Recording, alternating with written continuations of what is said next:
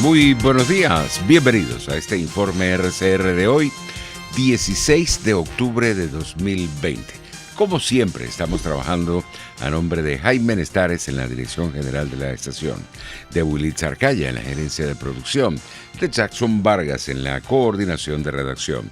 En la producción de este espacio está Marilia García y en la dirección técnica César Arteaga. Les saluda Argenis Barreto como todos los días. Les recuerdo que tenemos un canal en YouTube que se llama RCR 750. Allí los invito a que se suscriban y nos den un me gusta. Vamos a iniciar esta ronda informativa del día de hoy rápidamente. Tenemos que la Conferencia Episcopal Venezolana emitió un comunicado este jueves en el que calificó de inmoral que el régimen de Nicolás Maduro quiera organizar y ejecutar los comicios legislativos cuando la población está sufriendo los embates de la pandemia del COVID-19 y en un contexto donde se carece de las condiciones mínimas para subsistir. Además, afirmó que no existe transparencia en las reglas y mecanismos de verificación que deben regir un proceso electoral. La Conferencia Episcopal Venezolana hizo hincapié en que hace falta llevar a cabo las elecciones presidenciales, porque las realizadas en mayo de 2018 estuvieron signadas por condiciones ilegítimas que han dejado al actual régimen a los ojos de Venezuela y de muchas naciones como un poder de facto. Y recordó que la población tiene el derecho a escoger su futuro político vía electoral. 9:04. Hubo reacciones. El padre Arturo Peraza, sacerdote jesuita y vicerrector de la Universidad Católica Andrés Bello de Guayana, aseguró que el drama social que están viviendo los venezolanos es lo que motivó este nuevo comunicado de la Conferencia Episcopal Venezolana. La conferencia en este caso, en este documento, vuelve de nuevo a insistir primero en el drama social. Vuelve a insistir, ¿qué es lo que les preocupa a los obispos? Bueno, el drama de la gente y de sus comunidades que les llega a ellos directamente y reportado y vivido a través del conjunto de religiosos, religiosas, sacerdotes, parroquias que están viendo la situación en directo y que incluso tratan de atender con las uñas este contexto. Hay que entender el drama de ver morir gente, de ver fallecer niños con hambre cuando Cáritas está haciendo un esfuerzo gigantesco y sentir que no logras alcanzar a la situación y que el Estado, que es quien es responsable fundamental de la atención de toda esta situación, no está haciendo nada. Y eso es lo que el documento se explaya en señalar. Ahora bien, evidentemente, cuando se pregunta cuál es la salida frente a esta malhadada situación y la necesidad y la urgencia de una salida, dice, estas elecciones no son salidas, estas elecciones son un engaño más. Y efectivamente se explaya nuevamente en describir por qué las elecciones que está convocando el régimen son un engaño. Pero de nuevo vuelve a insistir, no basta simplemente con la lógica de la abstención. Hay que tratar de transformar, y me parece que ese párrafo, de nuevo, es un llamado de atención a la oposición y pone mediaciones. De nuevo, es cómo transformar la protesta social que efectivamente está ocurriendo en el país, cómo transformarla en procesos de cambios políticos. A las 7:40 de la mañana, el padre Arturo Peraza destacó que en este documento la Conferencia Episcopal respalda las protestas que se están realizando en el país, pero descarta la violencia como mecanismo para lograr los cambios democráticos que se requieren. El camino de solución desde la perspectiva de la Iglesia, pero eso no quita el derecho de los ciudadanos de protestar frente a este conjunto de agresiones, de malos servicios y de desatención y desprotección de las personas y de los ciudadanos por parte del Estado. Pero por el otro lado pasa que esta ciudadanía que está protestando no consigue eco político, es decir, la oposición es incapaz de transformar esa protesta social en una protesta política. Y esto es un trabajo propio de los partidos y de los grupos políticos. Entre tanto, Tomás Páez, sociólogo y profesor de la Universidad Central de Venezuela, calificó como positivo este comunicado de la Conferencia Episcopal Venezolana, en el cual también se rechaza el maltrato del régimen a los migrantes venezolanos. de la política con la sociedad es entender que hay necesidades humanas. La propia declaración de Moronta en relación al maltrato que están sufriendo los venezolanos por parte de quien supuestamente debió haberlos atendido bien, que es la Fuerza Armada, lo que ha hecho es todo lo contrario, es maltrato, robos, de una manera además inaceptable, ¿no? Entonces el gobierno que está sustentado en las bayonetas, que además es el que expulsa a los venezolanos, está robándole a los venezolanos, quitándole lo último que se llevan para poder buscar comida y dinero, ¿no? Del informe de la Comisión de Determinación de Hechos de las Naciones Unidas, que además fue avalada nuevamente para darle continuidad, y esperemos que se levante toda la información de lo que ha ocurrido en el arco minero, muestra putrefacción en el gobierno, muestra putrefacción en las Fuerzas Armadas, donde además se han identificado nombres y apellidos de gente que ha torturado a los venezolanos. A las 7:20 de la mañana, Tomás Páez, sociólogo y profesor de la UCB, enfatizó que la migración venezolana es un fenómeno indetenible. Las condiciones que explican la migración, que es inseguridad por un lado, la imposibilidad de sobrevivir porque no hay producción, porque no hay energía, porque no hay agua, porque no hay alimentos, porque no hay dólares, porque la economía venezolana, su moneda desapareció, se transa en dólares. Mientras eso persista, el flujo migratorio va a ser inevitable, aun cuando le pongan guardias a todas las 900 o 1000 trochas que hay entre las dos fronteras. La gente se va a seguir yendo, y además va a crecer las industrias diaspóricas de la droga, de la prostitución. Se va a crear toda una cosa terrible alrededor de esto. Va a ser imparable. Es decir, la migración es un fenómeno indetenible porque se trata de la vida misma. Es la necesidad de alimentarse, de alimentar a los hijos, de alimentar a los padres, de buscar medicinas, de buscar alimentos, de buscar monedas. Eso va a ser imposible detenerlo. Por su parte, Eduardo Trujillo, director del Centro de Derechos Humanos de la Universidad Católica Andrés Bello, aseguró que esta nueva ola de migrantes venezolanos hacia Colombia y otros países de la región en el marco de la pandemia era algo que estos países tenían previsto. Durante la pandemia habíamos tenido un flujo importante de personas de nacionalidad venezolana que habían retornado al territorio nacional en virtud de la imposibilidad de generar ingresos que le permitieran pagar los arrendamientos que tenían en Colombia, en Perú, en Ecuador, en los distintos países de acogida, o sencillamente producir los recursos necesarios para vivir ante los bloqueos y ante la imposibilidad de moverse para trabajar en esos países de acogida. Tomaron la decisión de regresar a Venezuela. Muchos motivados porque acá quizás tenían algún hogar propio o algún hogar familiar en el que guarecerse. Una de las cosas que se advirtió ya desde el mismo mes de septiembre y que el profesor Rodríguez allá en Colombia también lo ha visto, es que este proceso de retorno es un proceso de retorno que implicaría un reflujo.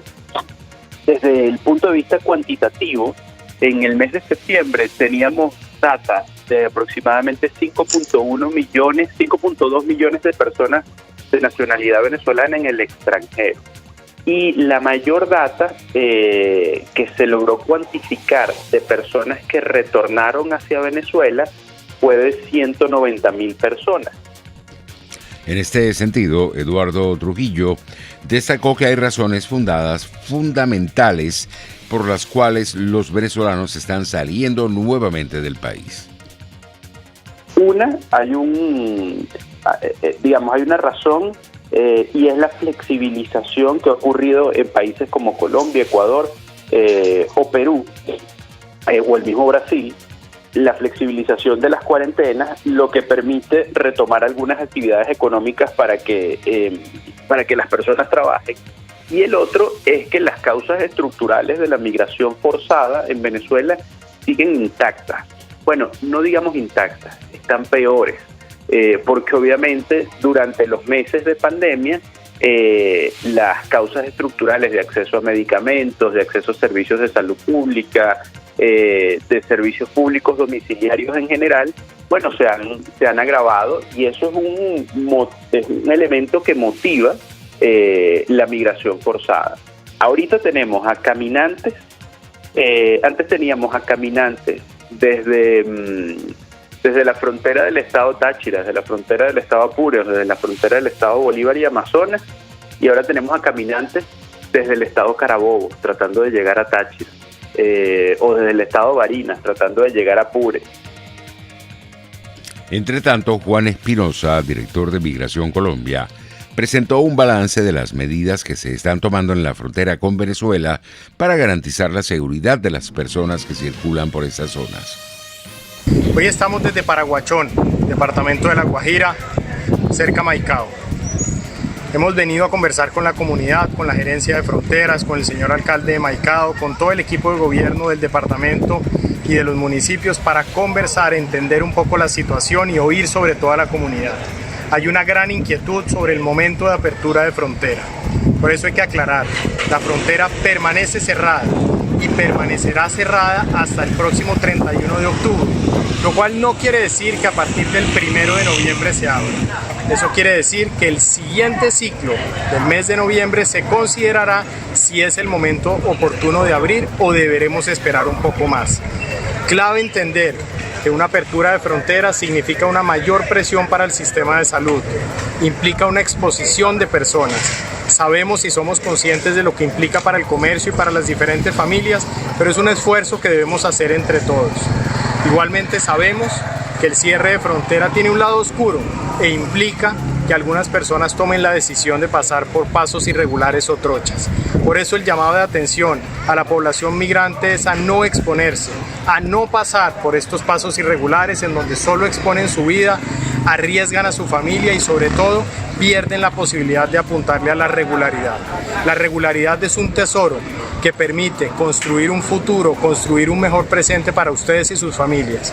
Pero así como Colombia ha sido generoso con el pueblo venezolano, ustedes tienen la gran carga de portarse bien en un eje de legalidad con el país para que de la mano, bajo el liderazgo y esa gran generosidad del presidente Iván Duque, puedan rehacer su vida y buscar un mejor futuro.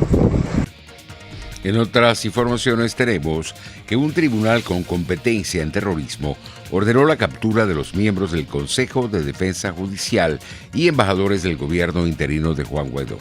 El 5 de octubre, el Juzgado Especial Primero contra el Terrorismo ordenó al SEBIN la captura. Les imputan legitimación de capitales, conspiración y usurpación de funciones públicas. Esto lo informó el portal oficialista La Tabla. Recordemos que este Consejo Nacional de Defensa Legal de la República está integrado por David Natera como secretario del Consejo, Argemar Pérez Sanguinetti, Romer Rubio, Jonathan López, Gabriel Gallo y Freddy Orlando. 9:15. Entre tanto, el régimen de Nicolás Maduro continúa realizando una ola de allanamientos en viviendas de dirigentes de la oposición. Así lo destaca el siguiente reporte de nuestros colegas de La Voz de América. En Venezuela continúa lo que ciudadanos catalogan como un asedio a funcionarios del gobierno interino. Tal es el caso de David Natera, Gabriel Gallo, Rafael Domínguez y Romer Rubio, cuyas viviendas fueron allanadas recientemente por parte del Servicio Bolivariano de Inteligencia por haber sido nombrados como presuntos integrantes del Consejo de Protección de Activos del país en el exterior. Este órgano fue creado por Juan Guaidó con la finalidad de saber cuáles son esas propiedades, impedir el control de Maduro y resguardarlas. A este respecto, el dirigente del partido opositor Primero Justicia, Gabriel Santana, advirtió que no se puede olvidar que en el país persiste un sistema de gobierno violador de derechos fundamentales. Es un recordatorio constante de que vivimos en dictadura. El régimen a todo lo que se lo ponga, lo ataca, lo persigue, lo mete preso, lo manda para el exilio. Del mismo modo, el dirigente opositor juvenil Álvaro Ponce catalogó como inaceptable que se persiga, dijo, a las personas que buscan un cambio de rumbo político de manera pacífica. Creo que bueno, la represión en cualquier ciudad o cualquier pueblo creo que es inaceptable. Creo que no hay libertad. Aunque hasta el momento no se ha pronunciado sobre los allanamientos realizados, el presidente en disputa Nicolás Maduro admitió recientemente que persiste en la búsqueda para avanzar en el diálogo con la oposición del país, para avanzar en la creación de condiciones que permitan la más amplia participación electoral y para avanzar en la creación de confianza. Álvaro Algarra, Voz de América, Caracas. 9:17. Los problemas en el servicio eléctrico se han ido intensificando en los últimos días y nuevamente algunos sectores de Caracas amanecieron sin luz en la mañana de este viernes. En Colinas de los Ruices, Macaracuay, Colinas de la California y Terrazas de Guaycoco denunciaron no tener servicio eléctrico. Corpoelec no ha emitido un comunicado oficial sobre las causas de tal apagón en las zonas antes mencionadas. 9:18, vamos a publicidad. Usted escucha Informe RCR por su 750 AM. Puedes seguirnos en nuestras redes sociales. En Twitter, @RCR750, la radio que se ve. Dosis Alternativa es una ventana abierta donde usted hallará respuestas a diversos temas de salud que nos preocupan. La distensión abdominal, muchas personas lo plantean como una enfermedad. Sin embargo, la distensión abdominal, más que una enfermedad o una condición, es un síntoma. Y es un motivo de consulta sumamente frecuente entre los pacientes que van al gastroenterólogo o que vienen a la consulta de gastroenterología. Dosis Alternativa les hace llegar de una manera sencilla y amena la orientación de profesionales que necesita para comprender y manejar correctamente situaciones de nuestro día a día. Los resultados del laboratorio tienen que ser interpretados con la clínica del paciente. Si bien es cierto, siempre es bueno hacerse exámenes médicos por lo menos una vez al año, también es bueno hacerse también la evaluación clínica, no solo hacerse el examen de laboratorio, sino también ir al médico internista, hacerse un chequeo general anual. Dosis Alternativa con Marilia García y Jackson Vargas, de lunes a viernes a las 9:30 de la mañana, solo por RCR, la radio que se ve. Les estamos presentando Informe RCR, el compacto informativo de esta hora, solo por RCR 750 AM.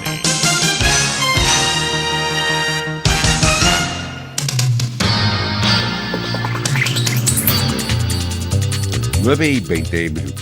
Entramos en materia internacional.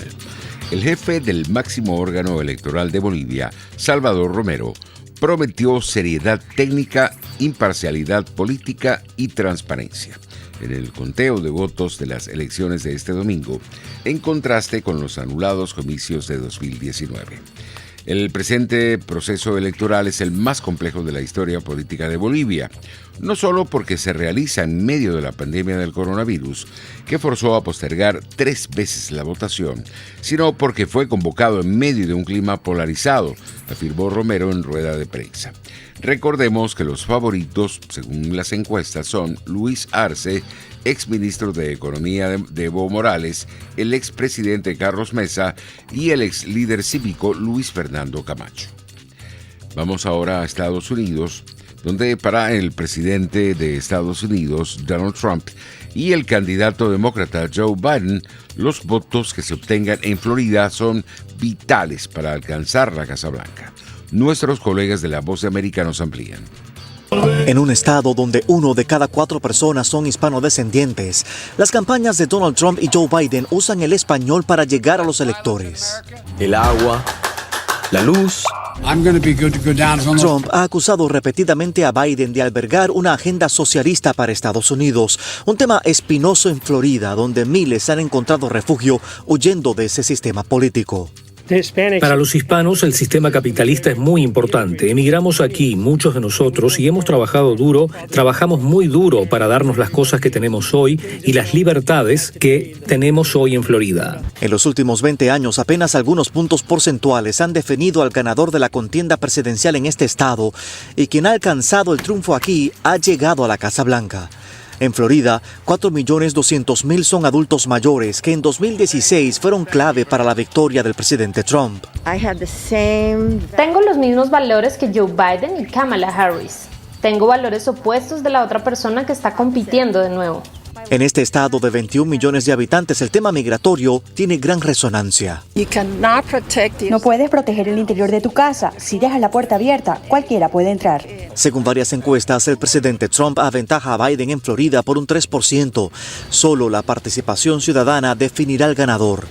Hasta ahora cerca de 2 millones de personas han votado por correo. Arnaldo Rojas, Voz de América. Y el primer ministro británico Boris Johnson advirtió este viernes que, a menos que haya un cambio fundamental en la posición de la Unión Europea, el Reino Unido se encamina a una desconexión del bloque sin acuerdos. En una declaración televisada, el jefe del gobierno se refirió a una solución australiana con el grupo comunitario, lo que significa que no se cerraría un pacto y las relaciones pasarían a regirse por las normas generales de la Organización Mundial del Comercio. Ya para finalizar, tenemos que el mayor ensayo clínico que se ha realizado durante 6 meses con varios medicamentos para establecer si pueden servir para tratar casos graves de COVID-19 ha concluido sin que ninguno de los productos investigados haya mostrado la eficacia que se busca. Todos los fármacos utilizados en estos ensayos son medicamentos aprobados y que se utilizan para otras enfermedades. De acuerdo a la Organización Mundial de la Salud, todos esos medicamentos parecen tener poco o ningún efecto en la mortalidad y el desenlace entre los pacientes de COVID hospitalizados. En estos resultados involucraron a la hidroxicloroquina, principio activo antipalúdico, el antiviral remdesivir, los antirretrovirales, lopinavir, ritonavir y el interferón del grupo de proteínas. El único medicamento que, de acuerdo a la Organización Mundial de la Salud, ha mostrado resultados interesantes es la dexametasona, que fue administrada recientemente al presidente Donald Trump tras infectarse con el coronavirus. 9:24, así estamos llegando al final por el día de hoy. Espero que pasen un feliz fin de semana. Hasta aquí este compacto noticioso. Manténgase en nuestra sintonía, porque estaremos informándole de la noticia al momento de producirse. RCR 750 AM. En Global Therapy seguimos comprometidos con tu rehabilitación física, te ayudamos a recuperarte de tu posoperatorio y en el alivio del dolor. Búscanos en el Centro Comercial Multiplaza Paraíso Nivel Empresarial 2 a través de Twitter e Instagram o llámanos al 0412-256-1104. Y no olvides lavarte las manos con agua y jabón y cumplir con el distanciamiento social. Global Therapy y despídete del dolor. RCR 750 AM, porque lo bueno une.